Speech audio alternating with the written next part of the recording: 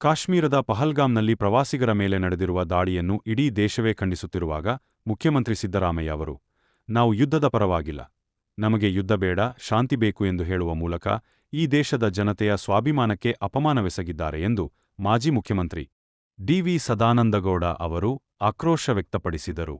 ಇದರ ಬೆನ್ನಲ್ಲೇ ಹಲವು ಬಿಜೆಪಿ ಹಿರಿಯ ಮುಖಂಡರು ಮುಖ್ಯಮಂತ್ರಿಯ ಹೇಳಿಕೆಗೆ ಬೇಸರ ವ್ಯಕ್ತಪಡಿಸಿದ್ದಾರೆ. ಬಂದು ಯಾರು ಗುಂಡು ಹೊಡೆದಾಗಲಿ ಗೊತ್ತಾಗುವಂಥ ಜಾತಿಯವರದ್ದು ನೋಡಿ, ಒಂದು ಆಲೋಚನೆ ಮಾಡಿ. ಇವತ್ತು ಯಾವುದಕ್ಕೂ ಒಂದು ಇದಿಲ್ಲದಂತ ನಿರಪರಾಧಿಗಳು 26 ಜನರ ಹತ್ಯೆ ಆಗಿದೆ. ಇಂಥವರ ಜೊತೆ ಕೂಡ ನಾವು ಶಾಂತಿ ಒಪ್ಪಂದ ಮಾಡಿಕೊಳ್ಬೇಕು. ಮತ್ತೊಂದು ಆ ಕೀಳು ಮಟ್ಟದ ರಾಜಕಾರಣ ಉಂಟಲ್ಲ, ಇಲ್ಲಿ ಕಾಂಗ್ರೆಸ್ಗೆ ರಕ್ತದಲ್ಲಿ ಬಂದಿದ್ದಾರೆ. ಸಿದ್ದರಾಮಯ್ಯರು ಈ ರೀತಿಯ ಒಂದು ಕೆಲಸ ಕಾರ್ಯ ಮೈನಾರಿಟಿ ಅಪೇಸ್ಮೆಂಟ್ ಮುಸ್ಲಿಮರು ಅಂತ ಹೇಳಿದ್ರೆ ಅವರಿಗೆ ದೇವರು, ಅವರಿಗೆ ಬೇರೆ ದೇವರೇ ಇಲ್ಲ. ಅಂತ ಒಂದು ವ್ಯಕ್ತಿ ಅದಕ್ಕಾಗಿ ಈ ರೀತಿಯ ಹೇಳಿಕೆಗಳನ್ನು ಬರೀ ರಾಜಕಾರಣಕ್ಕೋಸ್ಕರಾಗಿ ಓಟ್ಗೋಸ್ಕರಾಗಿ ಇವತ್ತು ರಾಜಕಾರಣ ಮಾಡ್ತಿರೋದು ಸಿದ್ದರಾಮಯ್ಯನವರು. ಅವರು ಇವತ್ತು ಜನಾಂಗನ ಒಡೆದು, ಜಾತಿಯನ್ನು ಒಡೆದು, ಧರ್ಮಗಳನ್ನು ಒಡೆದು ಇವತ್ತು ವೋಟ್ ಬ್ಯಾಂಕ್ ಮಾಡೋದಕ್ಕೋಸ್ಕರಾಗಿ ಇವತ್ತು ಇಡೀ ರಾಜ್ಯನೇ ಹಾಳು ಮಾಡ್ತಿದ್ದಾರೆ. ಇಡೀ ರಾಜ್ಯನೇ ಇವತ್ತು ಹೆಂಗಾಗಿದೆ, ದಿವಾಳಿಯಾಗಿದೆ. ಇವತ್ತು ಅಂಥ ಪರಿಸ್ಥಿತಿಗೆ ಇವತ್ತು ಸಿದ್ದರಾಮಯ್ಯನವರು ತಗೊಂಡು ಹೋಗ್ತಾರೆ.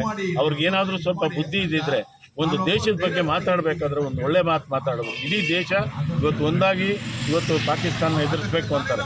ಇವ್ರು ನೋಡಿದ್ರೆ ಪಾಕಿಸ್ತಾನಕ್ಕೆ ಯುದ್ಧನೇ ಮಾಡಬೇಡಿ, ನೀವು ಅವ್ರಿಗೆ ಹೂವಿನಾರ ಹಾಕಿ ಅವ್ರಿಗೆ ಸ್ವಾಗತ ಮಾಡಿ ಅನ್ನೋ ಮಟ್ಟಕ್ಕೆ ಮಾತಾಡ್ತಾರೆ. ಅಂದರೆ ಒಬ್ಬ ಮುಖ್ಯಮಂತ್ರಿ ಅವ್ರ ಹೇಳಿಕೆಗಳಾಗಿದೆ. ದಯಮಾಡಿ ಅದನ್ನು ನಾವೆಲ್ಲರೂ ಕೂಡ ಇವತ್ತು ಖಂಡನೆ ಮಾಡ್ತೀವಿ.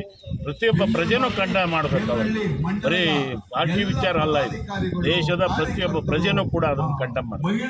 ನಮ್ಮ ಕರ್ನಾಟಕದಲ್ಲಿ 3 ಜನ ಓಟಿರೋದು ಎಲ್ಲರೂ ಕೂಡ ನೋಡಿದ್ದಾರೆ. ಇಡೀ ಭಾರತ ದೇಶದಲ್ಲಿ ಎಷ್ಟು ಜನನ ಕೊಲೆ ಮಾಡಿದ್ದಾರೆ ಅನ್ನೋದು ನೋಡಿದ್ದಾರೆ. ಉಗ್ರರನ್ನ ಈ ದೇಶದಲ್ಲಿ ಅವ್ರನ್ನ ಸದೆ ಬಡಿಯೋ ಕೆಲಸ ಮಾಡಬೇಕಾಗ್ತದೆ. ಇವತ್ತು ನಮ್ಮ ಕರ್ನಾಟಕದಲ್ಲಿ ನಿನ್ನೆ ಒಂದು ಮಾತು, ಇವತ್ತೊಂದು ಮಾತು, ಮುಖ್ಯಮಂತ್ರಿ ಸಿದ್ದರಾಮಯ್ಯನವರು ಭಾಳ ವಿಚಾರಗಳನ್ನು ಬೇರೆ ಬೇರೆ ಥರ ಮಾತಾಡೋಕ್ಕೆ ಅವಕಾಶಗಳು ಮಾಡ್ತಾಯಿದ್ದಾರೆ. ಸಿದ್ದರಾಮಯ್ಯನವರು ಯುದ್ಧ ಬೇಕಿಲ್ಲ, ನಮಗೆ ಶಾಂತಿ ಬೇಕು ಅಂತ ಹೇಳ್ತಾರೆ. ಯುದ್ಧ ಇಲ್ಲ ಅಂದರೆ ನಮ್ಮ ಭಾರತ ಎಲ್ಲಿ ಉಳಿಯೋದಕ್ಕೆ ಸಾಧ್ಯ ಇದೆ. ಈ ಥರ ಮಾತನಾಡ್ಬೋದು ಮುಖ್ಯಮಂತ್ರಿಗಳಾಗಿ. ಇದು ಶಾಂತಿ ಅನ್ನೋದು, ಯುದ್ಧ ಇದ್ರೆ ತಾನೇ ಶಾಂತಿ. ಇವತ್ತು ಕರ್ನಾಟಕದಲ್ಲಿ, ಭಾರತದಲ್ಲಿ ಇಷ್ಟು ಜನ ಕೊಲೆ ಆಗಿದ್ದಾರೆ, ಇಷ್ಟು ಜನ ಉಗ್ರರು ಬೇಕಾದಷ್ಟು ಸದೆ ಬಡಿದಿದ್ದಾರೆ.